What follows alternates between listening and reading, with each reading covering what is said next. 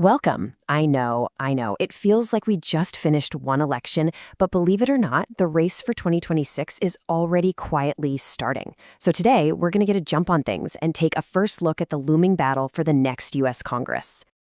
Yeah, even though Election Day is still pretty far down the road, the political groundwork is being laid as we speak. Right now, behind the scenes, strategies are being cooked up that are going to define the entire landscape and decide who gets to control the 120th Congress. So, what's the initial vibe? Who's got the early momentum? What are the issues that are actually getting people's attention? And are there any unique curveballs at play this time around? Let's dive in and break down what the first signs are telling us. All right, first things first, let's just set the stage here. We need to understand exactly what's at stake. And let me tell you, this is a big one. This is the fight for control over the entire legislative branch of the U.S. government. So, get your calendars out. The date you're going to want to circle is November 3rd, 2026. On that day, every single one, all 435 seats in the U.S. House of Representatives are up for grabs. We're talking about a total reset of what's often called the People's House. And it doesn't stop there, not even close. On top of the entire House, a whopping 35 out of the 100 seats in the U.S. Senate are also on the line. That's more than a third of the whole chamber, which means the potential for a major power shift is absolutely real. Okay, so with the stakes that high, you've got to be wondering, where does public opinion stand right now? Let's dig into the very first round of polling data and see what the numbers have to say. Well, if you average out the recent polls, it looks like Democrats have a slight edge, coming in at 47% support, with Republicans at 42%, but that 5-point lead, it's not the whole story. The real power here might just be with that 11% of voters who are still undecided. They could be the real kingmakers. Of course, a single average number hardly ever tells you what's really going on. Once you start to look under the hood at the individual polls that make up that average, the picture gets way, way more interesting and a whole lot murkier.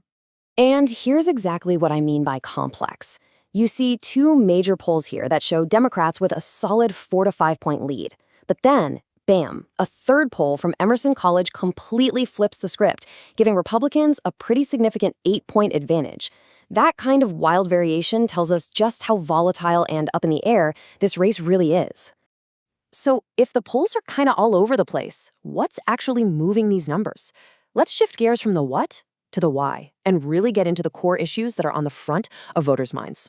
The early analysis really points to 3 massive factors shaping the whole debate. First, no surprise, is the economy.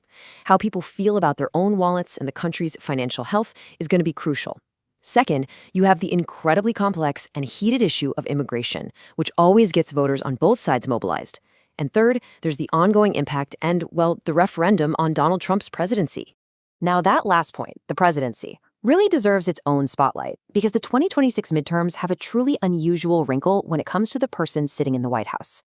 So, in this cycle, the incumbent president is Republican Donald Trump. And as you know, historically, midterms often turn into a big report card on the performance of the person in the Oval Office. But here is the twist. While this election is definitely going to be heavily influenced by what people think of the president, his actual name won't appear on a single state ballot. And that creates a really unique dynamic, one we just don't see very often in midterms. So let's wrap this up. What's the bottom line here? First, control of the entire House and over a third of the Senate is hanging in the balance. Second, the early polls show a tight race, but they're all over the map, meaning nothing is for sure. Third, this is all being driven by huge, powerful issues like the economy and immigration. And finally, the whole thing is shaped by this very unconventional situation with the incumbent president. And all of that leaves us with one final, really fascinating question to think about. When you have all these forces colliding, you've got conflicting polls, really passionate voter concerns, and these totally unique political circumstances, what's going to be the thing that rises to the top and ultimately decides who controls Congress in 2026?